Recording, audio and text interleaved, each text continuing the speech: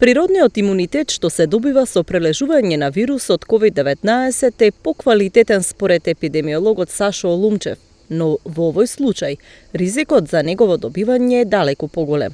Евгелискиот епидемиолог вели дека затоа вакцинацијата е решение со помали ризици, бидејќи негативните ефекти се многу мали. Од искуство, секогаш јас сум поборник за природниот имунитет. Постоја два вида имунитет, природен и вештачки.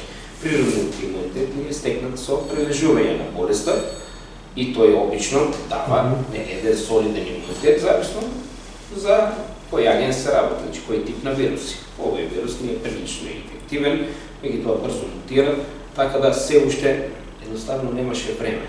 Ланската година бевме презафатени со посериозни работи, значи лекување, барање на протоколи за лекување, спасување човечки животи, изнаоѓање на вакцини и така натаму, така да немаше ни време, ниту кај нас најмалку, меѓутоа и во светот кај поголемите и посилни држави да прават такви студии за да видат каков имунитет дава вирусот после прележување и каков имунитет дава после вакцинацијата.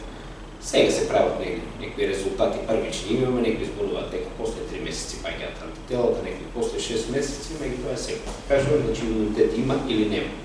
Не ме интересира дека кога паѓаат антителата или не. Целуларниот имунитет си стои, тој е немерлив во моментот, затоа што ние не можеме да го измериме. Антителата за мен не се некој посебен индикатор. Колкава е емисијата на антителата не е индикатор каков имунитет имаме, доволно е да ги има и доволно да ги имаме клетките кои памет. Меѓутоа, јас сум секој за природниот имунитет. Затоа што, меѓутоа, секој природниот имунитет е опасната варијанта, знаете. Значи, постекнувате со пролежување, меѓутоа може да биде асимптоматски, може да биде и со последици. Додека е вештачкиот имунитет со вакцинацијата, последици се многу помали. Значи, може многу ретко да се јави некоја компликација од вакцината или на милион, на 2 милиона може да се јави некоја компликација кај 1 или 20 пациенти.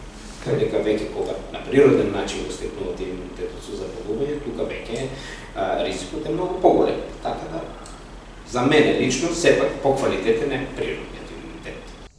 Бројот на заболени во август 2021 година е за неколку проценти повисок од лани истиот период, но евгелискиот лекар смета дека мора да се има предвид дека делтасојот на COVID-19 кој што е присутен во моментов во земјава е за 60 до 70% поинфективен од алфа-сојот кој што го имавме лани.